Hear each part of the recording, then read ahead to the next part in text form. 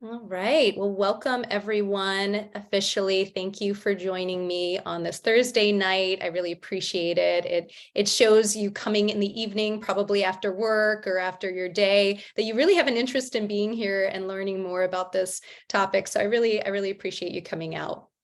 So we'll go ahead and jump into the slides and the material and start talking about ketamine-assisted therapy and how we offer it at InnerPath and just kind of the lay of the land of the whole approach. So I'm going to go ahead and share my screen. Let me go ahead and pull that up. And I'm going to go ahead and start presenting this. Just hit that through. Okay. And so please, if you can see these slides, please nod your head. Okay, good. Just want to make sure that is happening. That is very positive. Awesome. And let me just make sure I can see if anyone else comes in. Okay, that should pop up. Let me just put that up here real quick. Let me just get this set. Okay. And then I'm going to put this bar out of the way. All right. So ketamine-assisted psychotherapy. We're going to jump right in and just go right into the different topics that are here. So I'm going to go ahead and advance this. So this is a quote that I love by Stanislav Grof. He said that psychedelics, when used responsibly and with proper care, would be for psychiatry what the microscope is for biology, or the telescope is for astronomy. And I find that really, really intriguing, especially if you're like me and you've worked in mental health for a while. And if you're like me and you have these thoughts of, wow, there's some really helpful modalities and treatments, but in a lot of ways, mental health, unlike surgery or these other physical health, has kind of been in the dark ages. There's a lot of people who are not helping. There's a lot of people who are not getting better. There's a lot of people who are not finding symptom relief. I would say in the age of COVID and the pandemic, there is rampant depression, anxiety, even trauma from these experiences. And there's just a lot of suffering out there. And the modalities and the tools that we have been pretty limited in my point of view. So it's a very intriguing quote by Stanislav Grof. He's actually known, if you don't know who he is, he's one of the founding fathers of kind of modern day psychedelic research. He was actually right here in Maryland for a long time, both at Hopkins and Spring Grove Hospital. So very interesting, where a lot of the psychedelic research started and continues to happen. Pretty cool. All right, so today we're going to cover what is psychedelic-assisted therapy. The acronym we're going to use there, you're going to see a lot of acronyms, is PAT, psychedelic-assisted therapy. CAP is short for ketamine-assisted psychotherapy. So again, just lots of acronyms. So what is that? What is PAT, CAP, and what is ketamine? CAP at InnerPath, that is my practice. Love to share more about how we work there and what our model is. We're going to talk about the flow of treatment. When you're working with a substance like ketamine in assisted work, it is not just the assisted work. That's actually a small piece of the overall flow of treatment. So having an understanding of what that looks like. Why CAP is a revolutionary model of treatment. What are the benefits of CAP? Who in particular benefits? What conditions to rule out? And how to choose a CAP therapist. And like I said before, we will save time for questions as well. And so what is psychedelic assisted therapy? So really what psychedelic assisted therapy is, you probably imagine if you're here, is it's a form of psychotherapy that involves the use of psychedelic substances, such as the main ones that are currently in research and in clinical use is psilocybin, MDMA, and ketamine. And so just to say, psilocybin is still in research. That should be available clinically. Nothing is guaranteed, but looking like in the next couple years.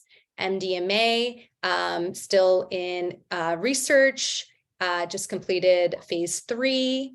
It actually started in expanded access. A spot in Maryland called Sunstone Therapies is actually one of the first. So more Maryland psychedelic excitement. Sunstone Therapies is one of the first to be granted expanded access status to use MDMA for, I believe they're using it for end of life support there.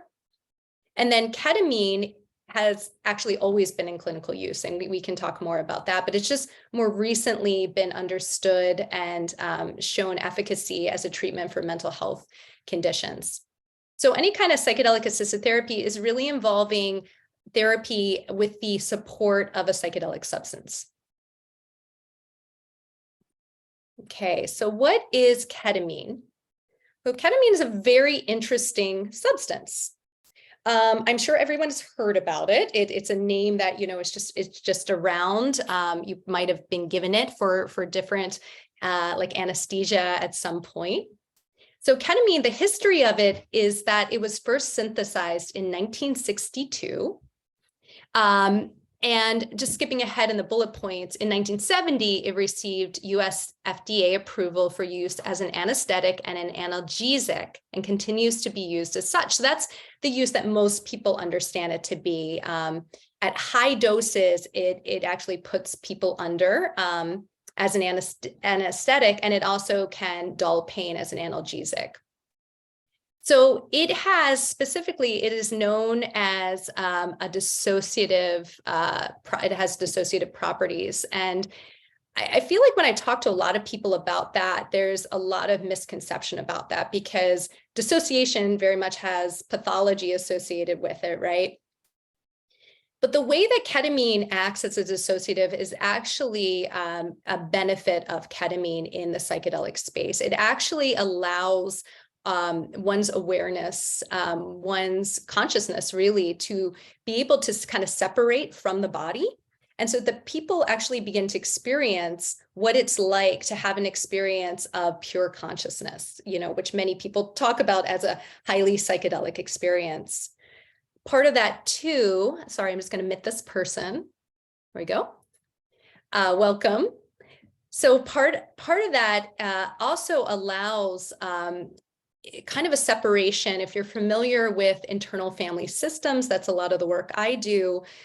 We know there's something known as self or self energy. And so the real like meat of IFS is to unblend like our core ground of being of self from the different parts, the different egoic parts. So this dissociative property of ketamine really facilitates that unblending of the core, we could call it awareness, essence, consciousness, self energy, as in internal family systems, from the different parts that we're working with, protective parts, parts that are holding pain, that are holding trauma. So we're actually starting to be able to get a sense of who we are beyond the pain, beyond the perfectionism or the part of us that's abusing substances. Like it really gives us that perspective that we might not be able to get easily just through talk therapy. So it's pretty powerful, that dissociative mechanism and what it can do.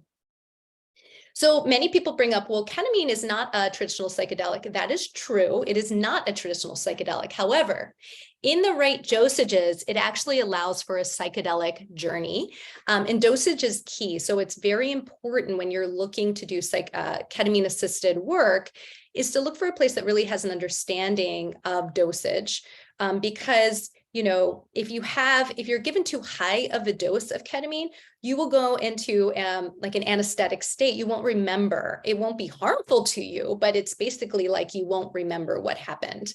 But in the right dosages, it will actually produce a journey where the default mode network of the brain is quieted down, the thinking brain is quieted down, and you're starting to get access to really, if you think about it like the subconscious, the unconscious material images, different sensations in the body, different kind of experiences that are beyond kind of normal waking existence.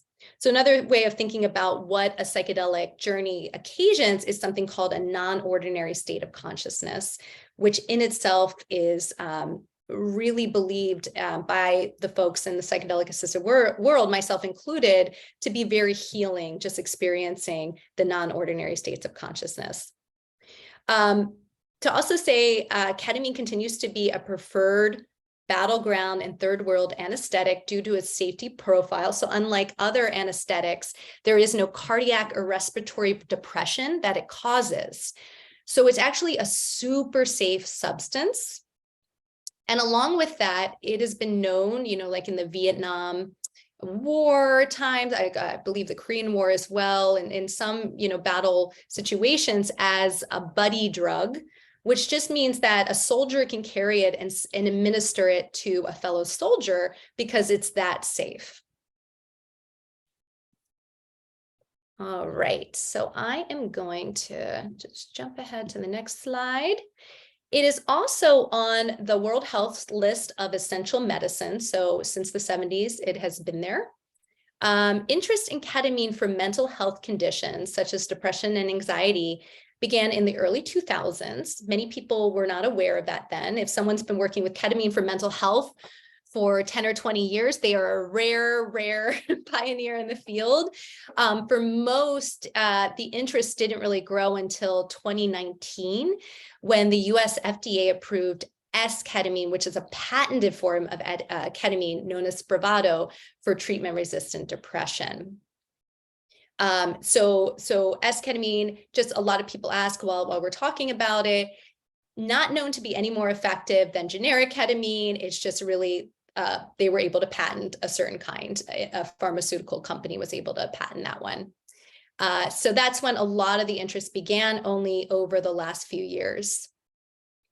So ketamine has always been in clinical use since it was synthesized in since it was synthesized in the 60s. It's never been like psilocybin or MDMA, put in another schedule and kind of taken banned from being used. It's just really that it's more recent that our interests and our connection to its benefits from mental health have been aware. So someone was asking me today, like, what states is it approved in? It's available in every state. It really is. It's just, what's interesting is with opening InnerPath, on the East Coast, it's pretty new that this work is being done.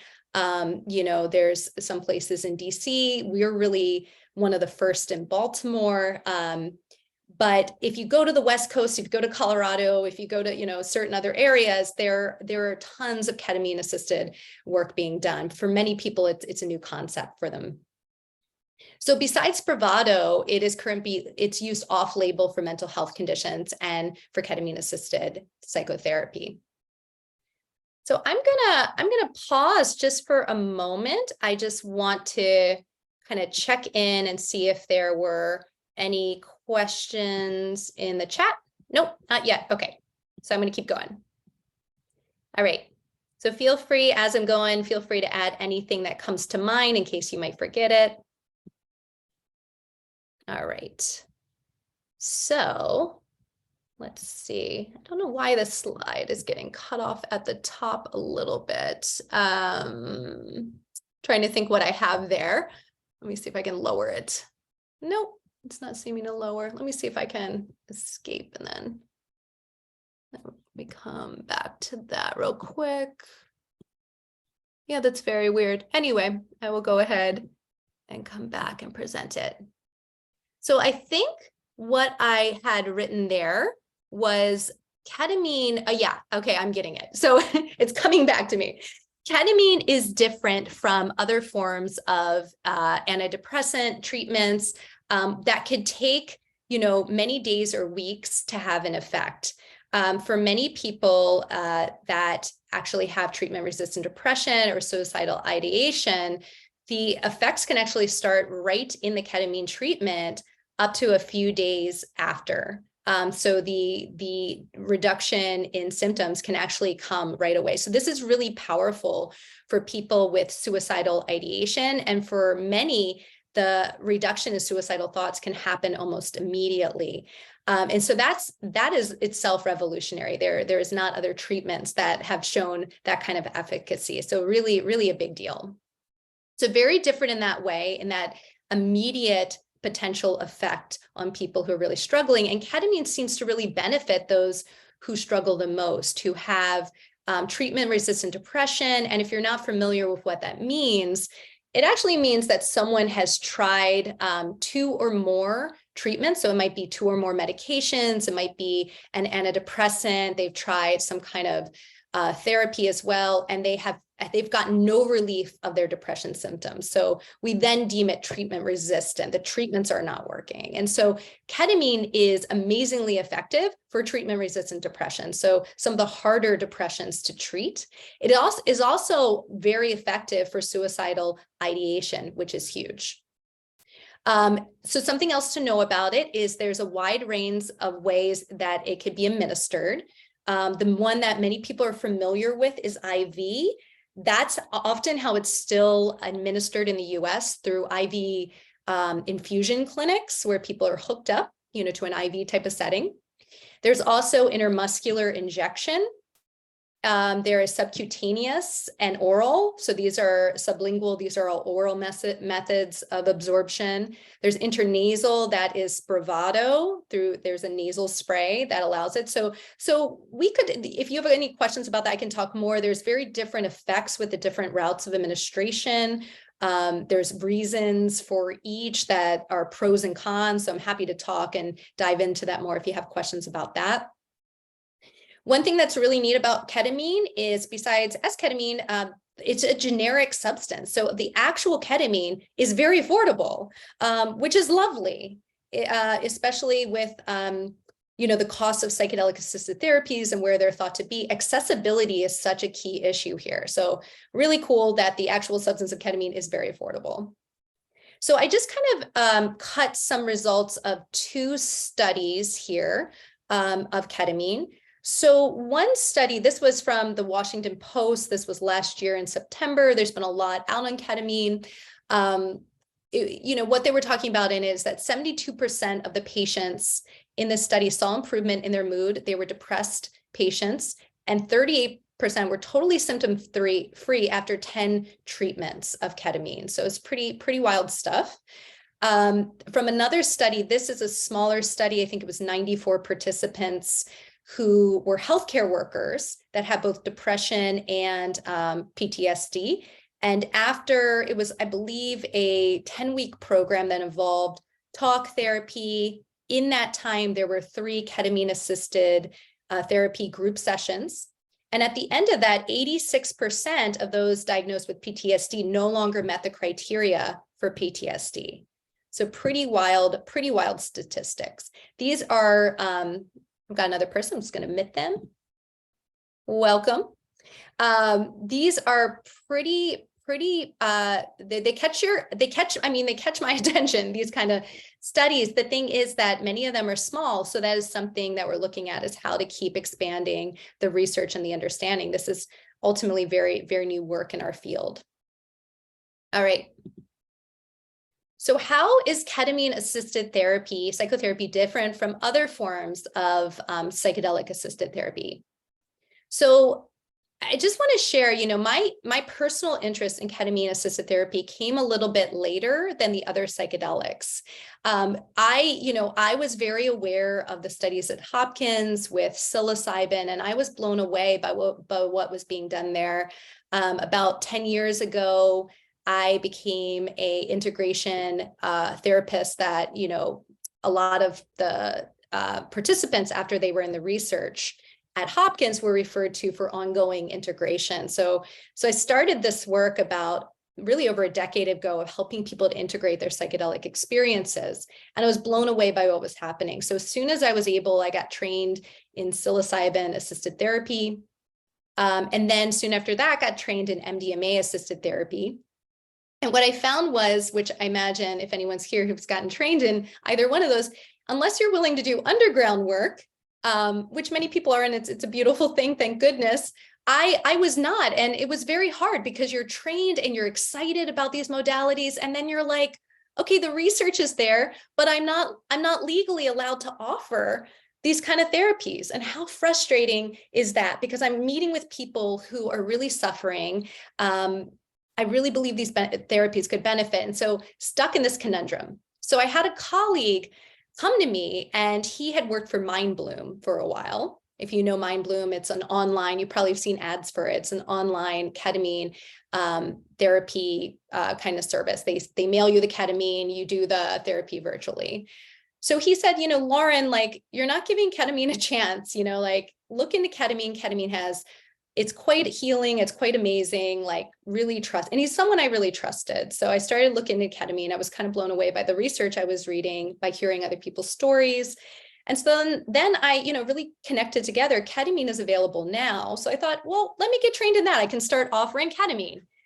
And what's happened since then has been amazing, because the more I've learned and now regularly offer ketamine-assisted work, is ketamine is really unique. It actually is a treatment, not just like, oh, let's just do ketamine because it's available and let's offer, ketamine, but it really has unique properties. And so I'm actually quite a big advocate of ketamine-assisted therapy now, from what I've seen in my own work as a therapist with ketamine and my understanding of it, and my own personal healing experiences with it. So speaking from both those perspectives. So I just want to share, some of the ways it differs from other psychedelics. Is one of the big ones is its duration is only 90 minutes to 2 hours. It's a very short psychedelic journey. And what that means is a few things. For one, if you're on a psilocybin journey of 6 to 8 hours, that is very taxing, not only on the client, but also on the therapist. It's also accessibility. If you're in the psychedelic assisted therapy world, that is what is being talked about all the time, is accessibility. How do you make these treatments accessible? If you have one or as many of the models, advocate for 2 therapists for 6 to 8 hours, how do people afford these kind of treatments? Like, what is that even going to look like? I mean, we're talking thousands of dollars per treatment. So what's really cool with ketamine is you can actually schedule someone for a 2-hour session, and it can actually make it much more affordable and much more doable in someone's life. And it can be a very profound experience in 90 minutes to 2 hours. So right there, that has been a big thing about ketamine that really stands out. As I was mentioning before, the dissociative mechanism is very interesting. The dissociative mechanism of ketamine has this unique property that really helps with kind of unblending, which I was talking about before, the self, or the grounded being, consciousness, awareness.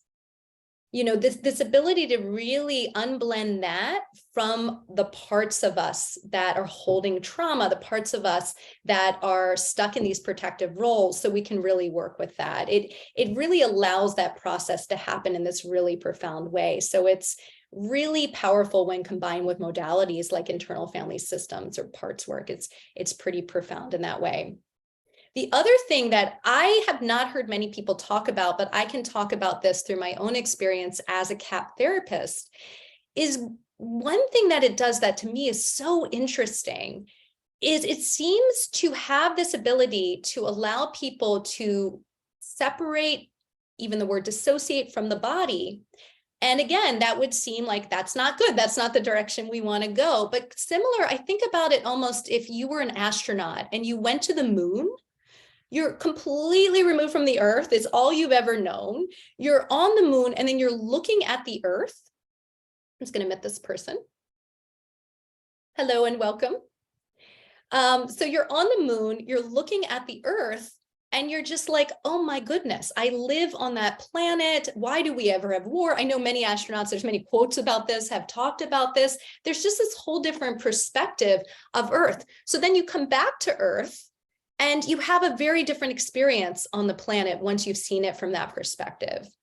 So similar in that way, because of ketamine's ability to kind of remove us from our body, there's this thing I've noticed as in the arc of the ketamine journey, where someone is re-entering their body and they're beginning to get this new orientation to their body. So as we know, and you might know in your own work, or if you're someone with trauma, or you know someone that really experiences trauma, most people are living from the neck up. They're disconnected from their bodies. They are disconnected from their emotions, from the sensations in their bodies. And so this is huge. If there is a way to kind of reorient to the body, to have this experience of the body in a different way. So that's something I have continued to see, is that when people come back into their bodies, there's kind of like, oh my gosh, I'm feeling these new sensations. I'm feeling this heartache that I didn't know was there. I'm feeling this overwhelm in my nervous system. It really allows this new kind of awareness of the body, new kind of integration into the body, really a reset in that way, in a really powerful way. So I think there's so much potential there. So I could go on about how CAP is different. There's a few things. Feel free to put any other questions in the chat. I'm going to go ahead. I see there's a question or a comment. I'm going to go ahead and just check and see what that is. All right. So I'm seeing it's a very long one. I'm going to actually read that at the end, so I can keep going with the slides, if that's okay. But thank you for putting that in. I will totally read that in just a few minutes. All right. So continuing.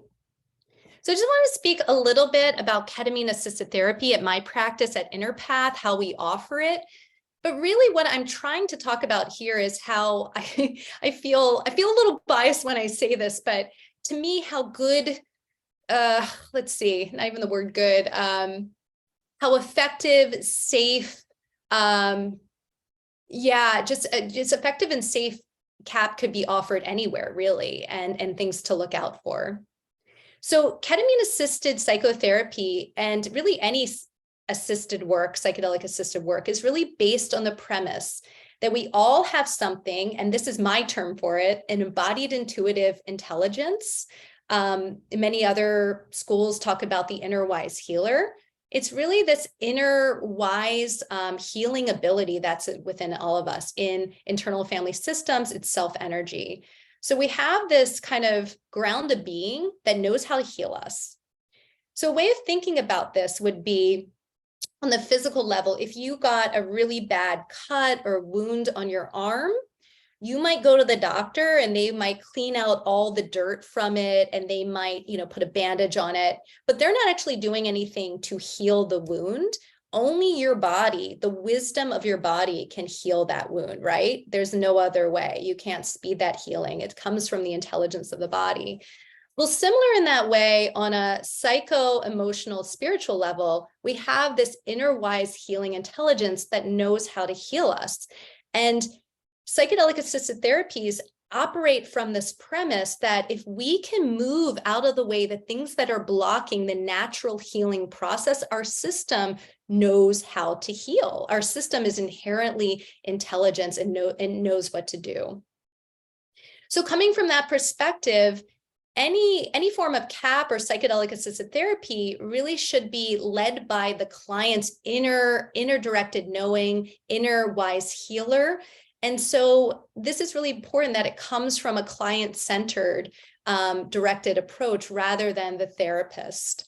So the therapist, really, and again, this is my bias and view, should be withholding their interpretations or directions, and really defer to the intelligence within the client. This is about the client's journey. This is about what's unfolding in them. And it's very important that the CAP therapist is holding safe space and is doing their own work to be that holder, that container of that space, to allow the process to unfold for the client. This is essential. And so when you go places and someone might not have an understanding of this, and we'll talk at the end about what to look out for in a CAP therapist, this piece to me is like non-negotiable. It's really that important that someone has that ability to do that. And there's ways to assess that. We'll also be talking about infusions versus CAP in a moment. And that's also concerning because in most infusion clinics, people are left alone without any support. And that can be, as their, experiences unfolding, fear can come up, different, states that are scary can come up. And if there's not support in those states, in a psychedelic space, something that could be very healing could become very scary or even traumatizing again. That's why this work is very, very essential, because if not held with safety and respect, there's a lot of ways this stuff can go sideways, and there's a lot of ways it can be very healing. So I could talk all day. I will get off my soapbox about that, but just to say we can talk about that piece more. The other thing that, for me, it's been a ton. I can't even begin to talk about how much work it has been to open Inner Path and to be able to open something that is really kind of groundbreaking in an area that does not have this work available yet, to figure out, what is allowed, how to get all these pieces together has been endless. But the reason I personally felt so passionate to do it is I haven't known of a space like Inner Path in the area that offers what we think of as ceremonial journeys, really coming to the place from this kind of ancient wisdom of, this is not just Western mindset. This is healing on body, mind, spirit, and soul levels, and sometimes intergenerational levels for some people.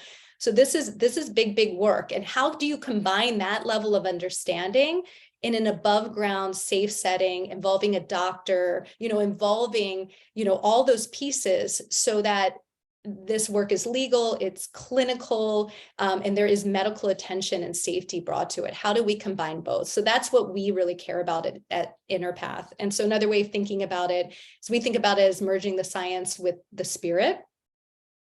And the other things I would say is that we really view preparation and integration of this work as essential, and in some ways more important than the assisted work itself. Because, as I always say at the end of Ketamine journey, if I don't think anyone here has journeyed with me in that work, but something I always tell clients at the end is, okay, now the assisted journey is ended, but the real journey is starting, right? When you go back to your life, now that you've had these insights, these openings, these percolations, how are you going to take them and integrate them into practices, behaviors, new ways of thinking in your life? If you don't do that, there is something that we call the neuroplastic window that happens after ketamine. And that window slowly, there's debates over how much time. Some people say 36 hours, some people say 72, some people say a week, but it just starts to wane, where in that space, there is a lot of new connections, a lot of new neurons being generated. And so if you implement changes at that time, they can actually get a foothold, so life can start looking different and change can actually take place. So very important, very important. I could go on about integration. I see there might be another question, so I'm just going to pause for a moment and see what might have come in. Okay, there's more discussion. Oh, okay. So someone is asking, and just to say, I will come back to the previous thought there. But Daniel, thank you for your question, Daniel. You are asking, what are some of the presentations of or symptoms of trauma, PTSD, that might be contraindicated, might contraindicate CAP as a treatment, if any? This is a really great question. I'm actually going to talk more about that in a later slide, so I will hold that one for now. Thank you. All right, so moving on. So this is a quote by Rick Doblin. You might know him. He's the founder of MAPS, which does all the MDMA research and all the MDMA training that is currently happening. He says it is not the drug, it is the therapy enhanced by the drug. So this is really important as it applies to psychedelic assisted work. We look at it as, when you're just having an infusion, that is a very limited understanding of how these substances can benefit. That is actually, the focus is the therapy, and the drug or the substance is a support that allows the therapy to really be effective. So that's another way of thinking about it. So what is the flow of treatment? What is happening in the whole process? So I can only speak to how we do it at Inner Path. I get the sense this is pretty common, kind of our flow of treatment, but it might be slightly different at other places. So when someone comes to us, the first thing they do, which actually isn't on here, but the first thing they do is fill out a screening form. And the screening form just allows us to get a sense of, are they a good match? Are they a good fit for this treatment? There are some conditions which we'll talk about in a little bit, both mental and psychological, that would be contraindicated for this treatment. So we screen those out. Usually not common. Most people are good matches for the treatment, but there are some that are not, that is just not appropriate, that we can't support them safely. So that happens first. Then that generates meeting with for an intake. This is where we're really gathering history, really understanding why this person is coming to this work. We often want to make sure that person has outside therapeutic support. This work often can be a catalyst for a lot of healing that is going to kind of be stirred up. So we often want to make sure they have someone else they're working with. We're really going to consider physical and psychological safety. So in addition to their CAP therapist, they're also going to meet with the doctor who's going to do a medical evaluation to just deem them appropriate for this treatment. So that's the initial pieces that go in. And then there is preparation. So there is at least one meeting, sometimes more meetings, depending on what the person's need is. But that's really going over all the pieces of the CAP journey. So this is a really important session, because when I tell people, when we have 2 hours to come together for CAP, we're going to use the whole 2 hours to dive in, to the journey. We don't want it to have that time taken away, because we don't want to ever feel rushed in that space. So in preparation, we're going over things like touch agreements. Is touch not on the table for support? If that's the case, we need to know that from the beginning. If touch is a supportive form, what is that going to look like? And going over that, and sometimes practicing it and making it clear that it's always at the client's request. There's also safe touch. If someone was going to fall or something in one of these states, we need to go over what that's going to look like. There are things like we don't allow people to drive after treatment, so we have to make sure people have arrangements. There's just a lot of pieces to kind of go over with.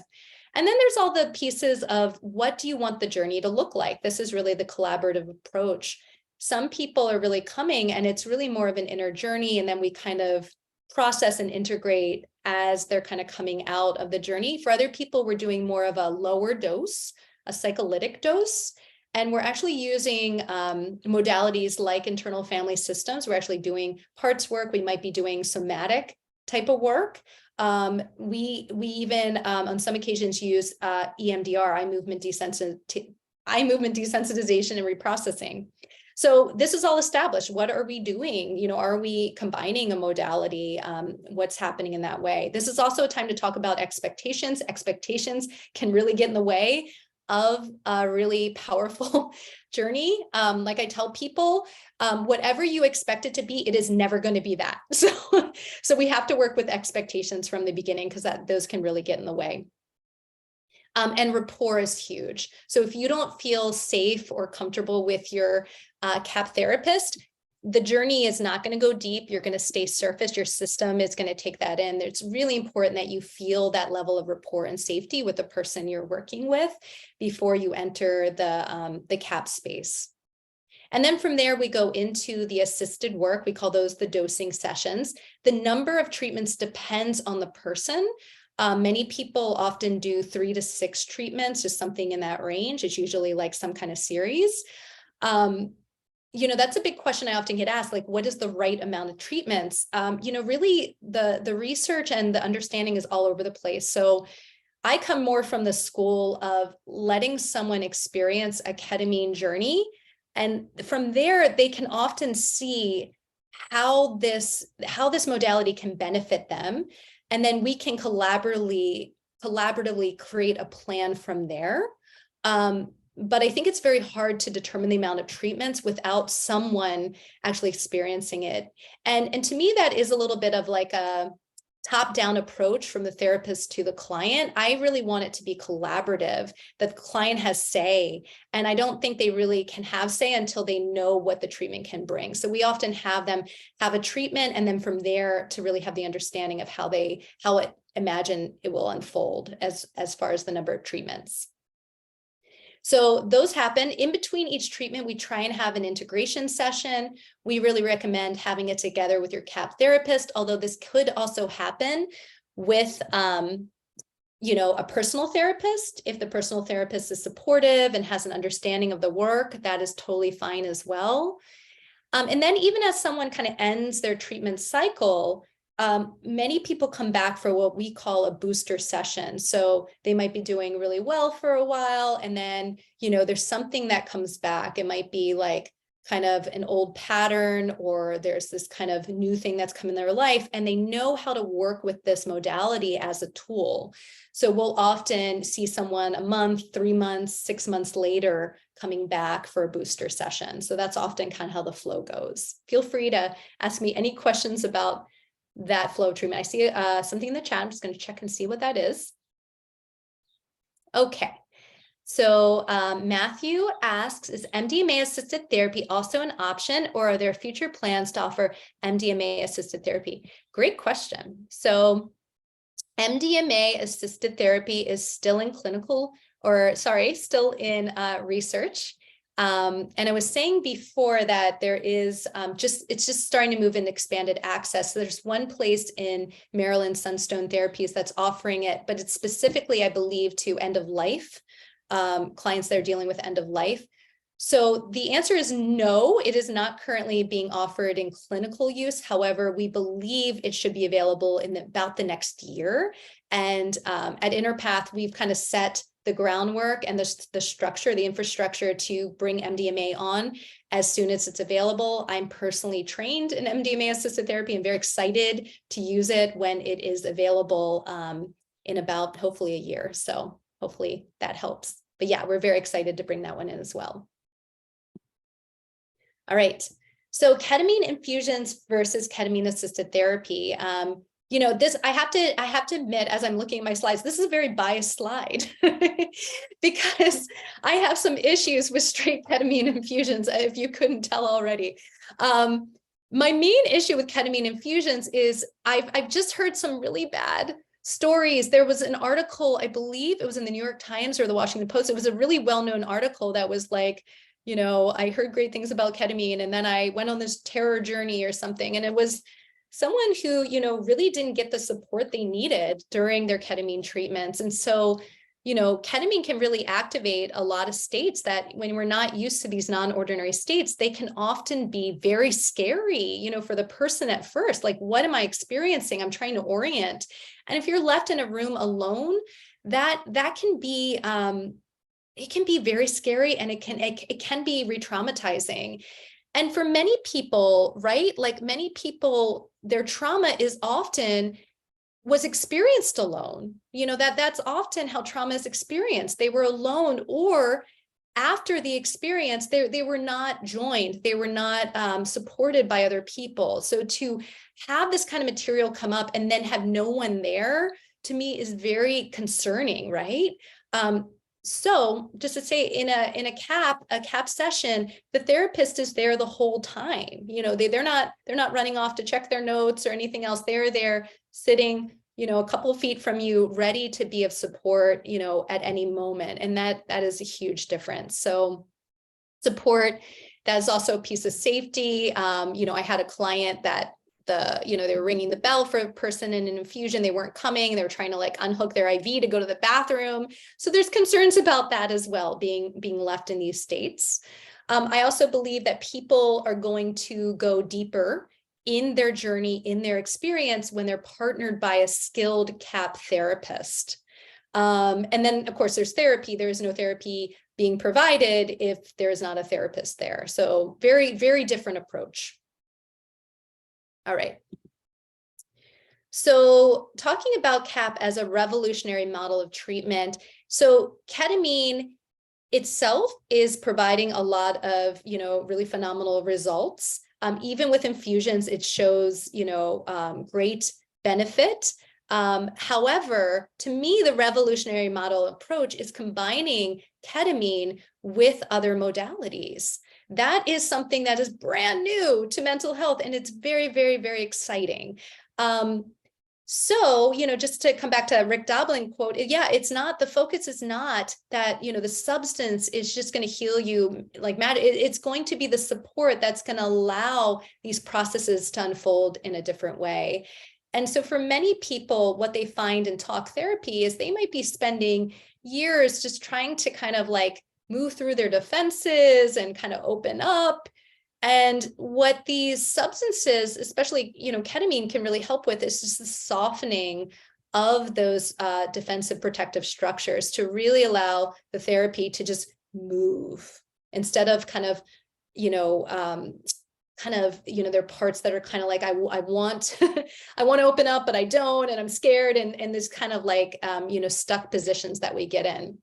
So some of the models or the treatment approaches we work with at Interpath, there are others. I know a really lovely team near Bethesda, I believe they're using acceptance and commitment therapy ACT. That's another one.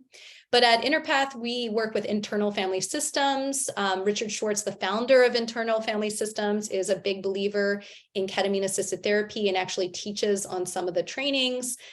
So he has directly, signed off and sees the potential of ketamine-assisted work to really unblend people from their parts and drop into self-energy, which again, like I was explaining before, is really the healing mechanism of parts work.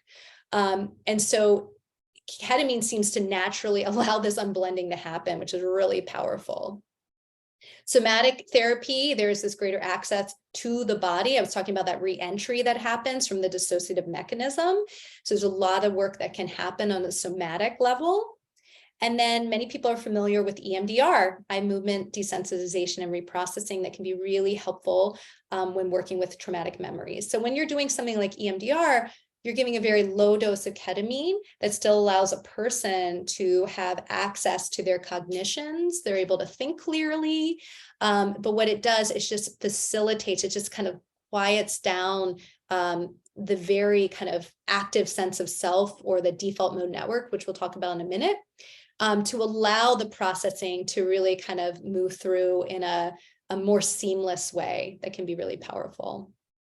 So to me, the work of combining these with a substance that really facilitates the work is quite new and quite exciting. So happy to share more about any of that if anyone wants to know anything. So benefits of ketamine-assisted therapy. So we talked a little bit about the benefits throughout, but ketamine, the ketamine therapy may facilitate what we know as a softening of the defensive or protective structure or rigidity in the client. So, and we can see this. I mean, I can see this in myself, and I'm sure you can see this in probably yourself as we're talking about this, right? That we kind of tend to like think the same thoughts every day, kind of do the same things. We're creatures of habit in that way. When we're faced with something that feels unfamiliar or uncomfortable, we typically find ways to avoid it, and so these are often like our protective system is like, you're talking about something that's uncomfortable. I don't want to, so I kind of close off, or I shut down, or I distract. We have all of these structures or parts that really kind of take us out. And if you've worked as a therapist, for the therapists in here, that a lot of therapy is actually working with these protective structures that are at times interfering with the therapy and make it very slow going at times. So there can be a softening. It's not that they necessarily completely go offline, but there's a softening. There's just an opening that allows the work to unfold. Psychedelics in general appear, and this is through brain scans, all kinds of, we have data around this, to rapidly induce neuroplasticity. So that's the actual physical changes in the brain that allow the growth of new neurons, known as neurogenesis, and the connections between them, the synapses, or synaptogenesis. So when you ingest something like ketamine, MDMA, psilocybin, all of these substances, they're actually activating through a glutamate surge, specifically in ketamine, and an increase in something called brain-derived neurotropic factor. Those two substances actually being released in the brain are actually increasing the growth of neurons and connections between them.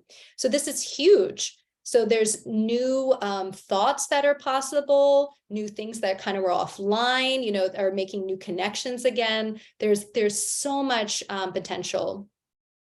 I believe it is ketamine, if I'm remembering correctly. It's actually, there's a few substances. It actually might be psilocybin is actually being researched right now for Alzheimer's and dementia because of their ability to grow new neurons and synapses between. So it's very exciting stuff. Besides that, which we've kind of alluded to, great improvement of mood, a decrease in anxiety. There is improved memory processing. So the glutamate, actually, that glutamate surge actually acts on areas connected to learning and memory. So that is huge. There's a decreased activation in the amygdala. If you know, that is the overactive part that is part of PTSD or trauma. And so what that leads to in a session is being able to stay regulated, to stay in kind of like a witness consciousness. I'm able to see and process the trauma, feel the feelings, experience the sensations, so they can metabolize. Whereas for most people, what's keeping, right, someone stuck in a trauma reaction or what's known as PTSD, right, is that when the trauma reactions come up, what we know as flashbacks, body flashbacks, emotional flashbacks, memory flashbacks, is the person gets dysregulated, which causes the trauma to not actually be integrated and processed. So it stays in implicit memory and it never gets integrated, which means it's always going to come up. And then when it comes up, it's going to feel like it's happening in the present, hence PTSD. So this is big. Whatever we can do to get the amygdala to calm down, to quiet down, can potentially allow trauma to be processed in a new way. And then in addition to that, there is the downregulation of the default mode network. So that is really the different areas. It's these different areas of the brain that are highly correlated with depression. They're very self-referential. They're really the sense of, who you are, how you're connected with other things. And so people have a very highly activated default mode network as they get older. It's just kind of like, this is who I am. This is what I do. I think the same thoughts. I experience the same things.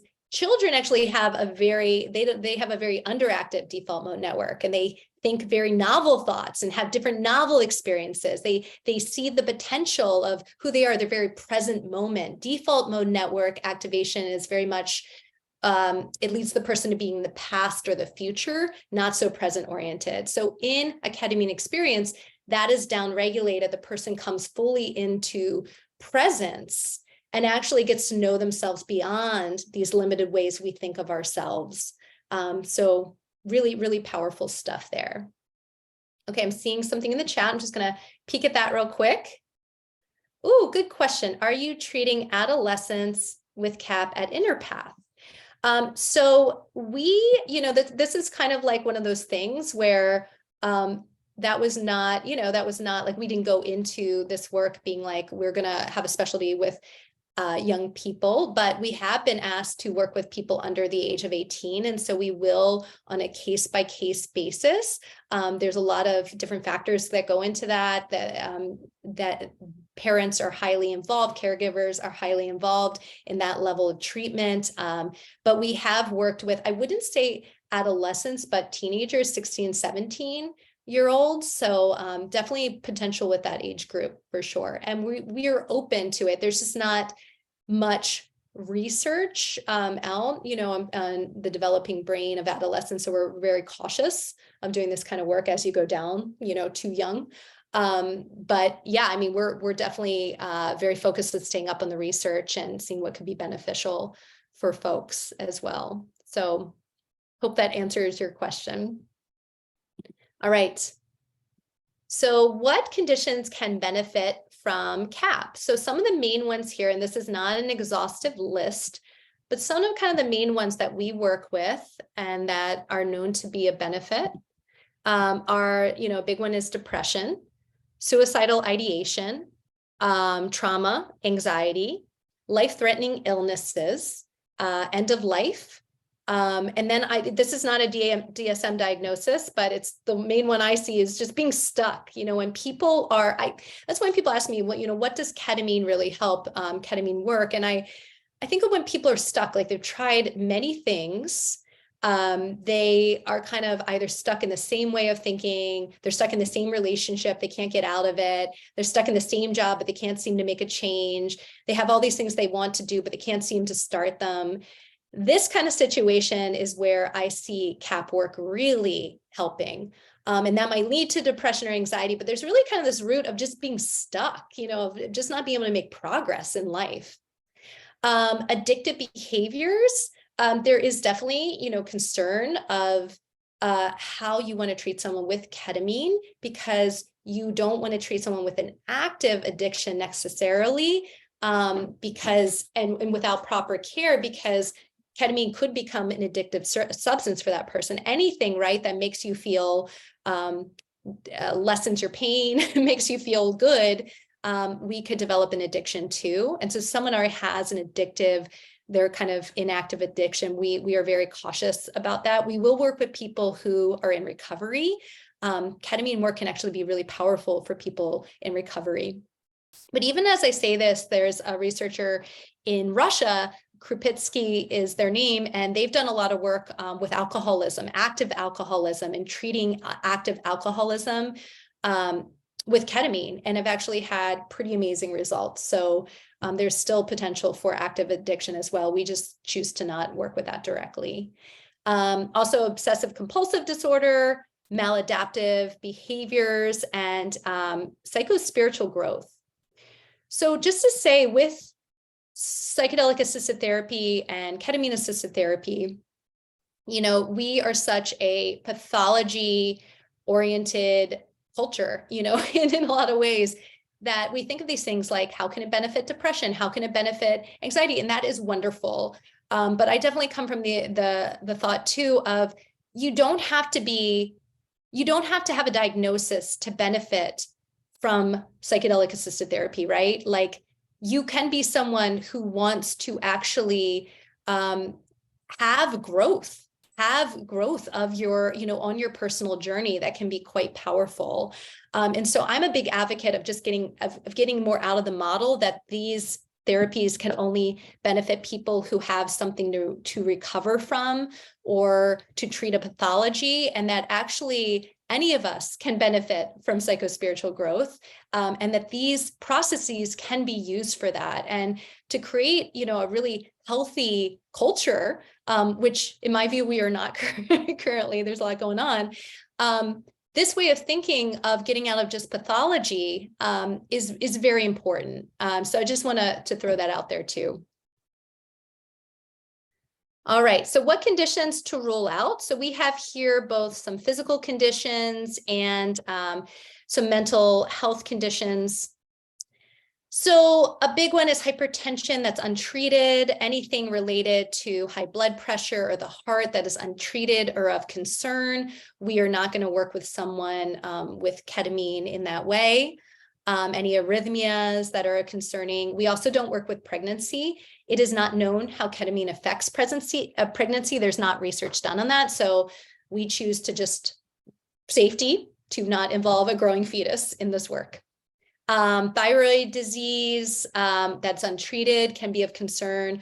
We also don't work with psychosis because psychedelic states can cause, a worsening of those conditions. We also don't work with active or recent mania. So we will work with bipolar disorder, but we will not work with it when there is active or recent mania. It can actually make mania worse, but in the depressive side of bipolar, it can actually improve the condition. So you have to just be very careful how that's administered with someone who meets the criteria for bipolar disorder. We also choose to not work with active substance abuse, but like I was saying, in some research studies has helped substance abuse. So that is not off the table for discussion.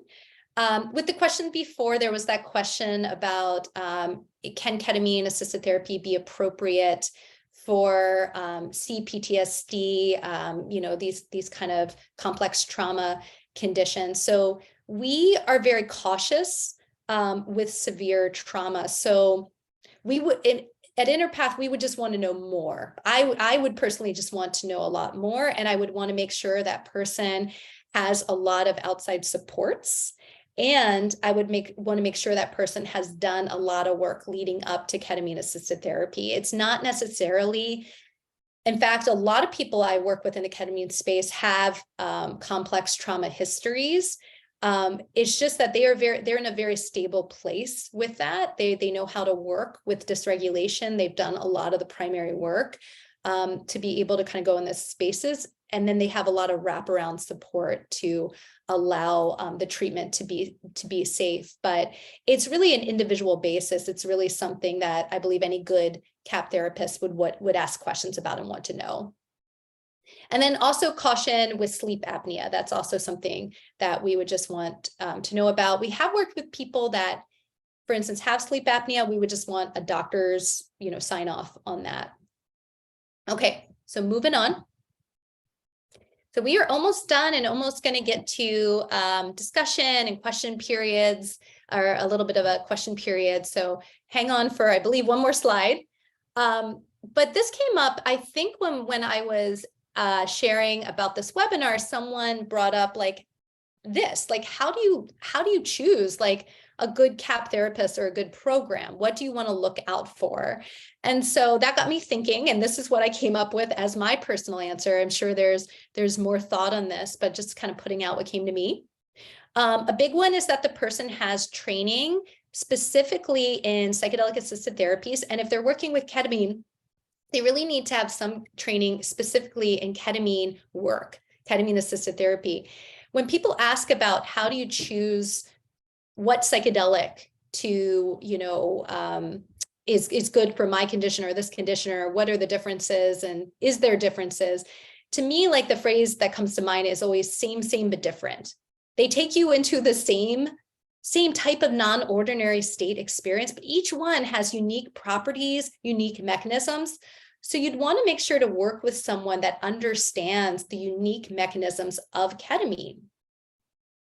And then skipping ahead, I believe, because it's making me think of this thought, has that person actually experienced a ketamine-assisted therapy session themselves? And that, that's really up for debate. Again, this is my bias, but I'm a big believer that if someone is taking you into these spaces, they need to know the map and they need to have the map and the territory to those spaces as well. So they need to have an understanding. It kind of reminds me of, someone was going to take you, trekking like to Everest or something, but they've done some mountaineering, but they've never, actually climbed up Everest. Probably wouldn't trust that guide, right? Like probably have some hesitation about that. So it's in the same way for me. I think it's actually really important that the person, the guide, the therapist has personal experience in non-ordinary states, and ideally with the substance that you are looking to experience with them. So in this case, ketamine. Will they be with you throughout the session? That's big because there are lots of places where people will not be with you throughout the session. There are multiple people and they're going to go throughout. So will that person be there with you one-on-one? Side note here is that there's some really cool models coming around using ketamine in group settings. And so there might be, one or two therapists for 6 people. And so that person might not be with you individually, but they're available in the space. And so that's very exciting because there's a lot of healing that can come in group settings, as well as to make the treatment more accessible. Really brings down the cost when you have 6 people at once compared to 1. So it's a big deal.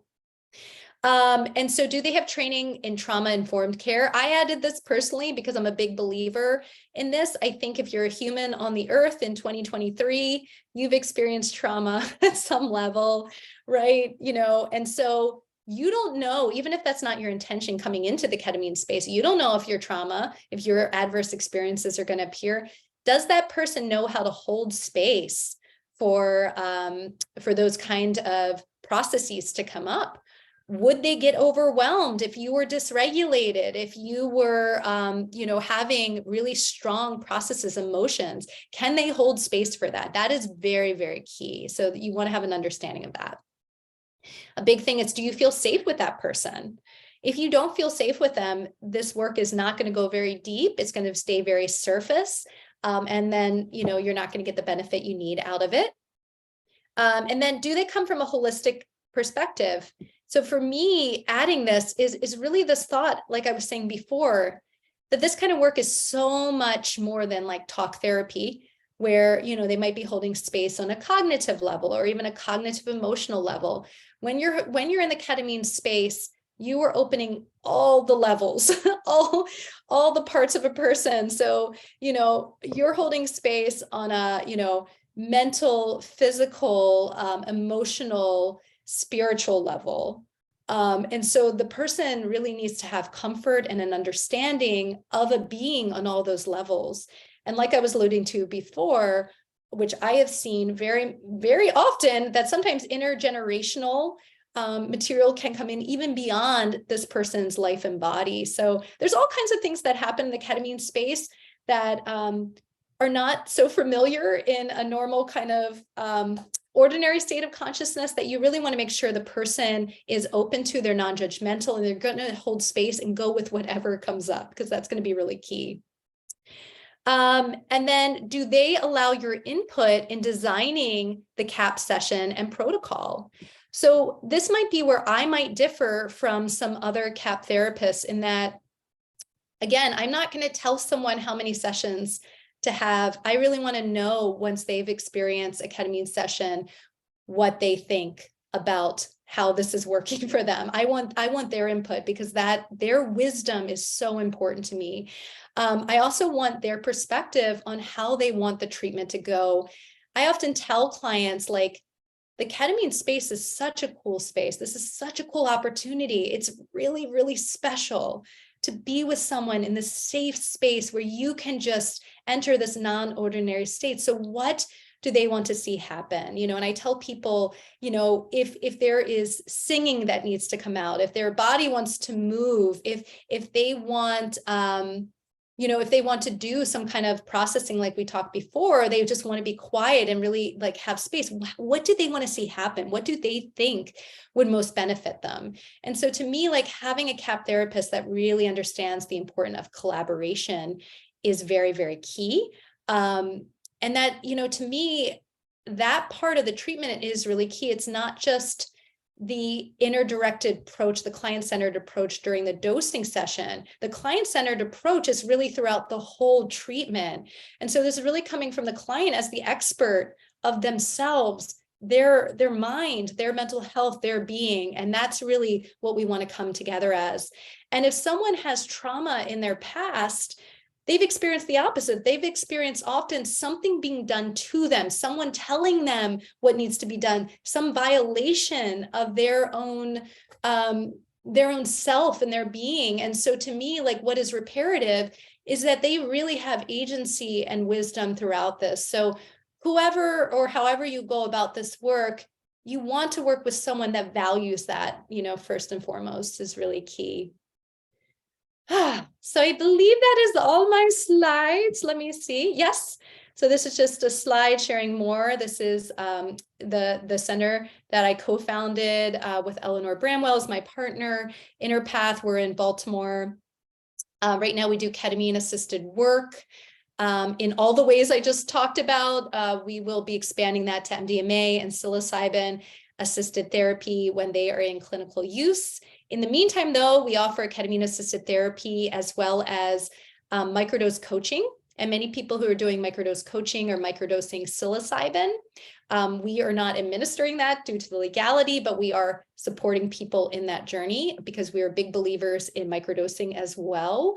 We also help with prep and integration for people who have experiences outside our center. So that can look like, we work with a lot of people who go get infusions, but want the prep and integration, want the therapy supported around that. So we work with a lot of people who, go elsewhere for infusion or Spravato at other places. And we also work with people who procure psychedelics on their own. And we talk about harm reduction and safety and helping people have the best therapeutic experience possible, and then help them to integrate the experiences on the other side. So those are all kind of our specialties. So there are heart, passions, and services. So just want to say a little bit. I'm happy to answer any questions about them, about ketamine assisted therapy, also psychedelic assisted therapy if I can.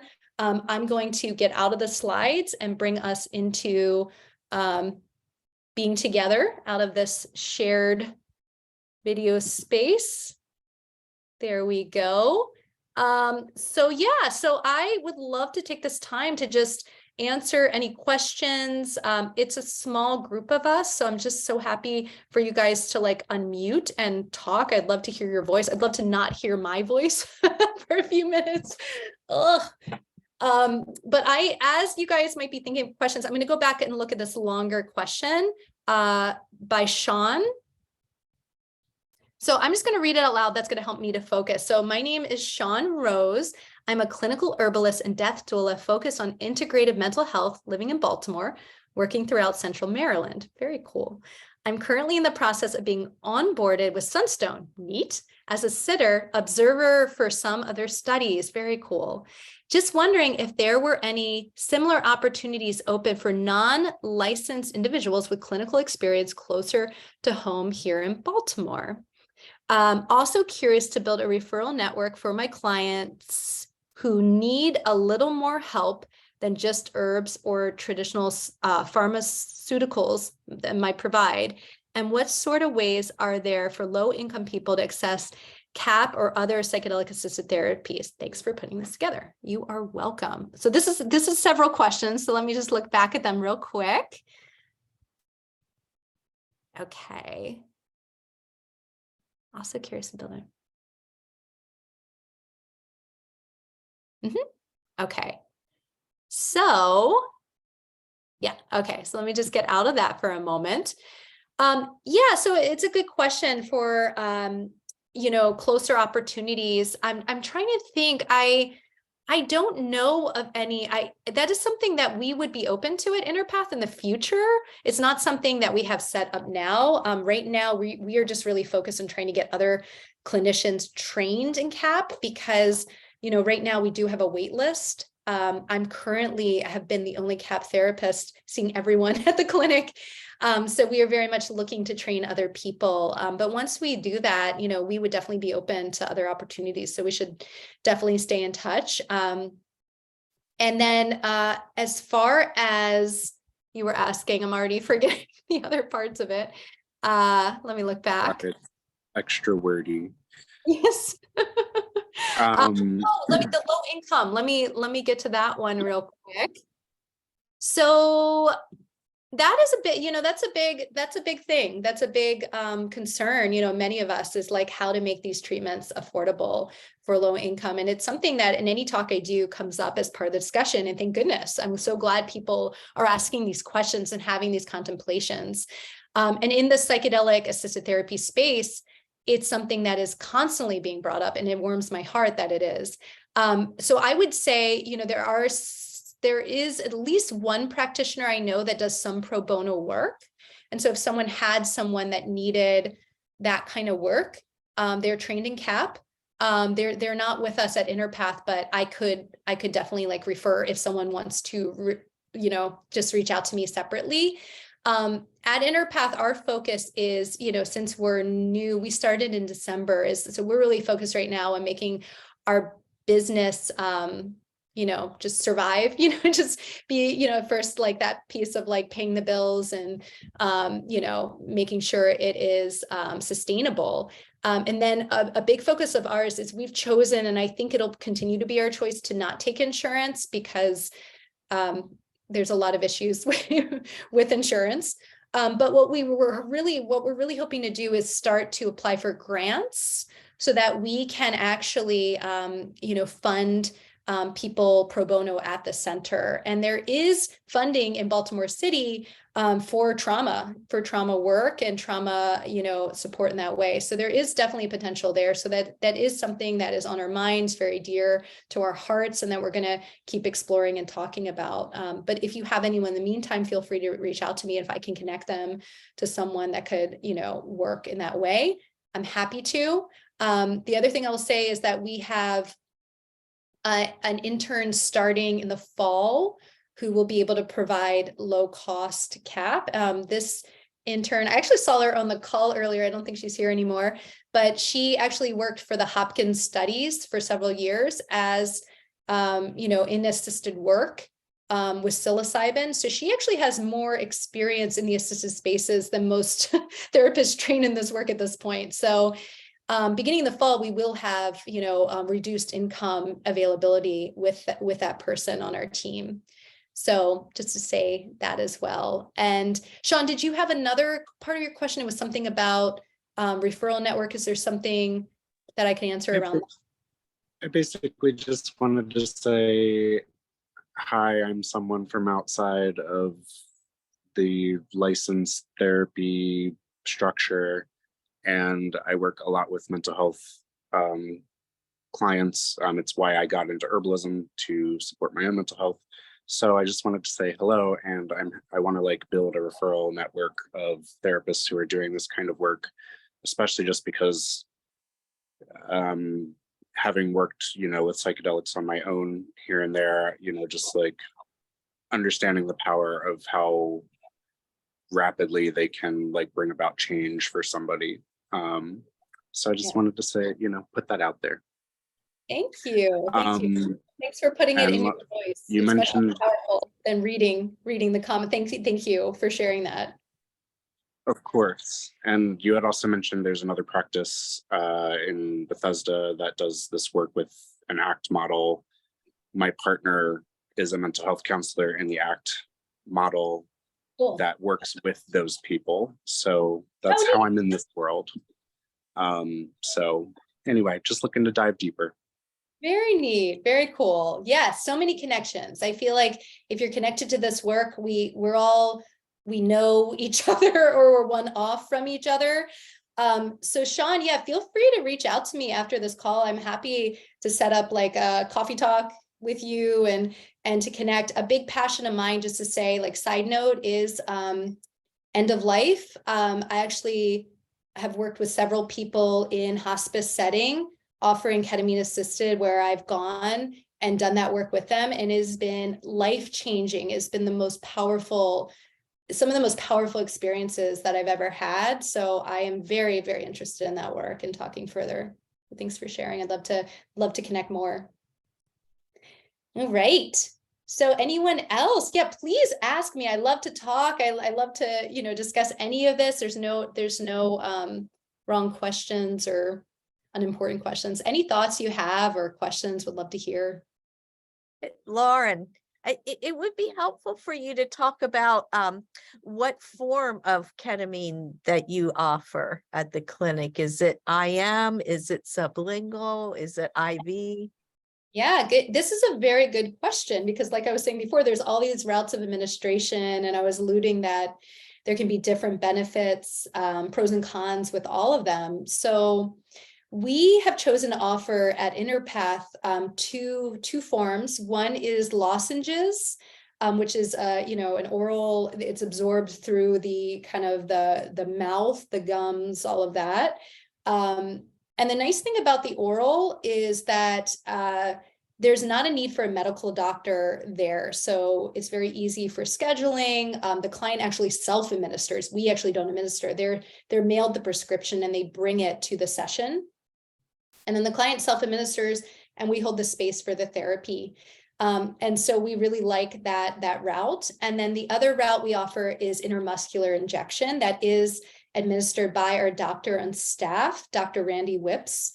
And that is a very different experience from the lozenges. So just to give a little bit of a different kind of why you might choose one over the other is lozenges are a very gradual onset. So I tell people it's kind of like I was using the example before of climbing a mountain. It's okay, it's starting to get a little steeper. Okay, I'm looking around at the terrain. I'm getting used to my breath is kind of evening out as I'm climbing. You're kind of, adjusting as you go into it. So there's this arc that happens with lozenges. So it's I'm adjusting in, I'm going to the peak, I'm kind of hanging out there, and then I'm coming out. And then with IM, Randy, our doctor, refers to it as a slingshot. So it's kind of within, he says up to 2 minutes, it's really 30 seconds. Someone is in the height of the ketamine experience.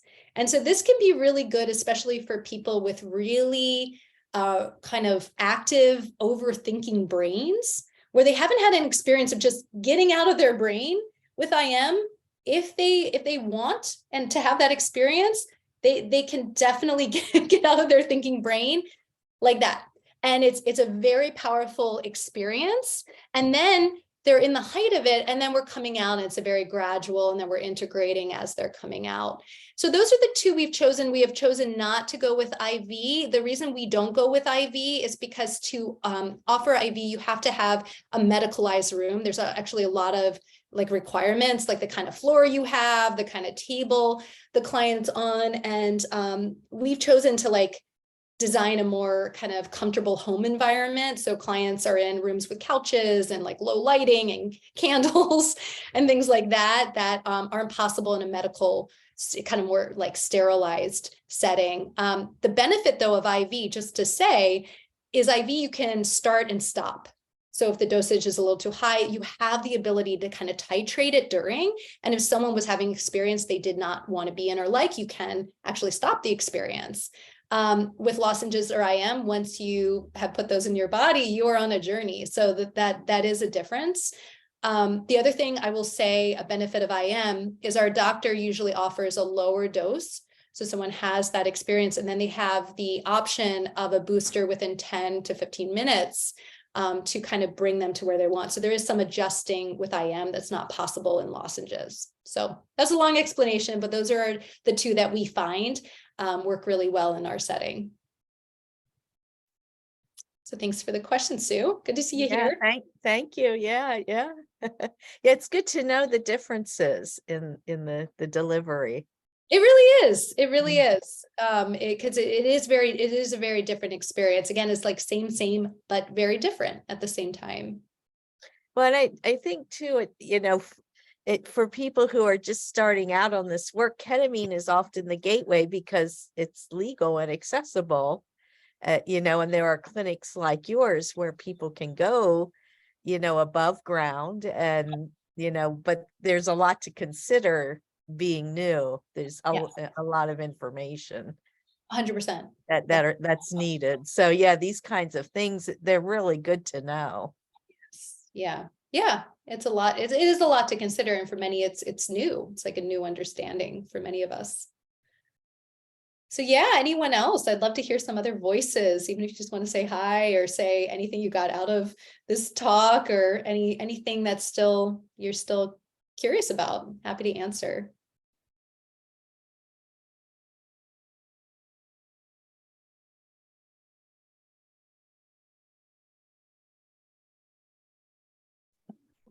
Hey everyone, I have maybe a quick question. We'll see. Oh yes. Yeah, so Lauren, thanks for putting this on. It's been pretty cool to just tune up what I thought I know about ketamine and all that. So I'm a therapist at a private practice in Indianapolis, and we tend to be on the more like alternative side of things here culturally, I guess. So I'm curious as to what led you to open a practice dedicated to like psychedelic treatment. Given like the culture of Baltimore and whatnot. Oh, that's such a great question. It's funny and nice to meet you. Yeah, coming in from Indianapolis.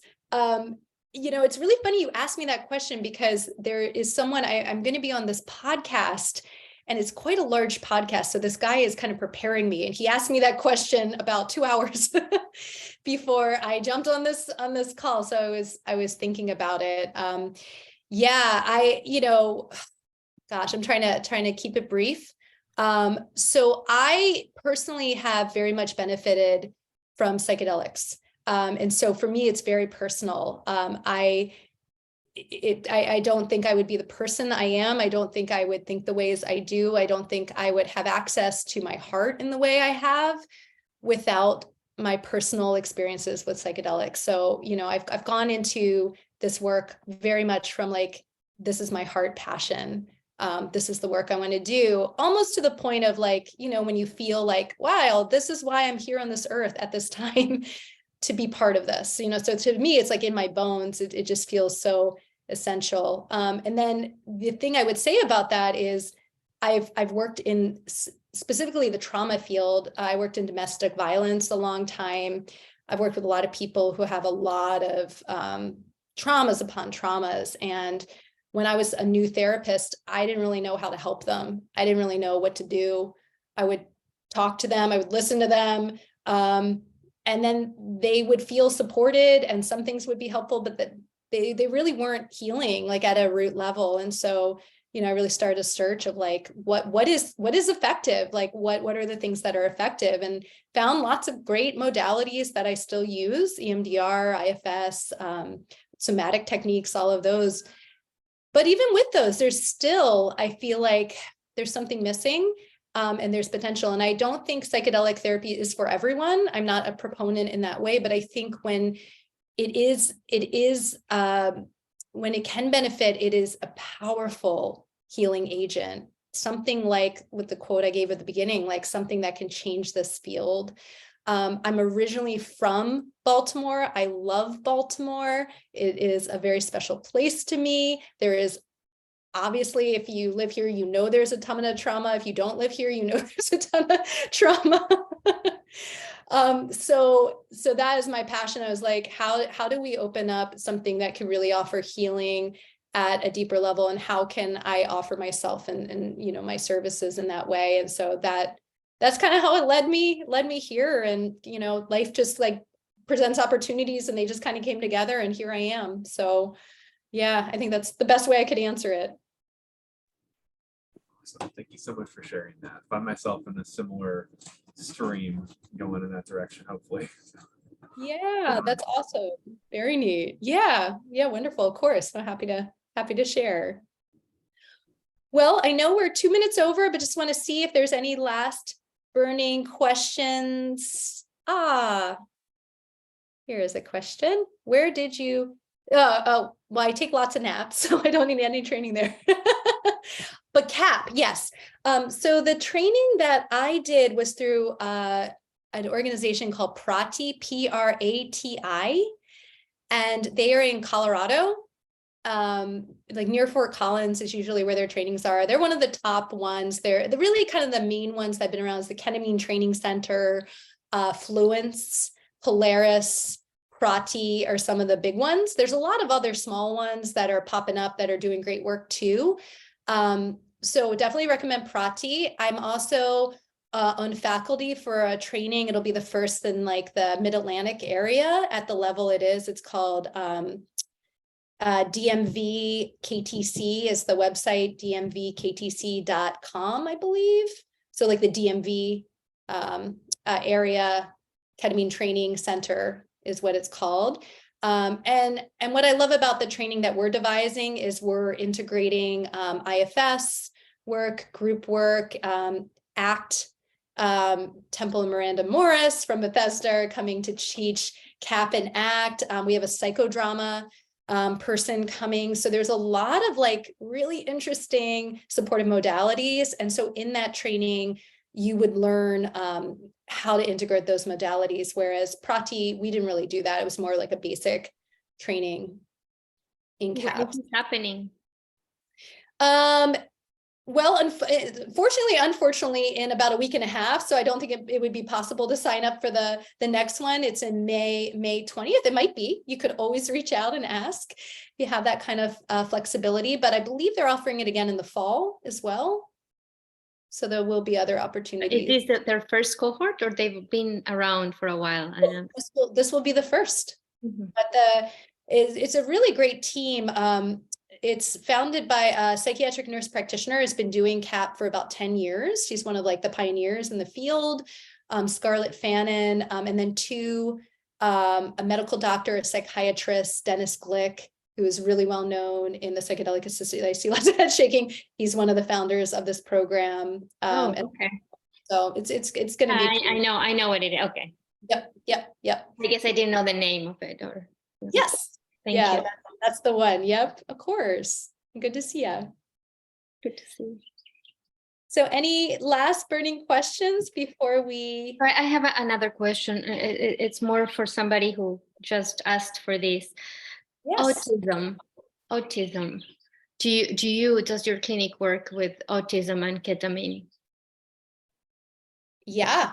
Yeah, we are definitely open to working with people on the spectrum. As far as I know, unless someone here has more information, there are not many studies like specific to autism and CAP, or really autism with any of the psychedelics.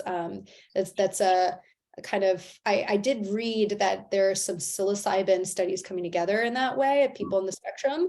But yeah, we're very open to working with people. I've worked with several on the spectrum, so for sure. Great. Thank you. Yep. And seeing there is, yes, you are very welcome. Yeah, and thank you all for coming. It was really fun being with you all tonight, and feel free to reach out and keep in touch. And if you have any like later questions and want to send me an email, if you go to our website and just like send it to the info, I will get it. You can contact me there. But yeah, thank you guys for being part of this tonight. It was great to be with you all, and I hope you have a great evening. Great talk. Thank you so Yes, much. thank you. Thank Yes. you. Yeah. Great to be Thank Bye, you so much. everybody. Okay. Bye, everyone. Bye. Thanks.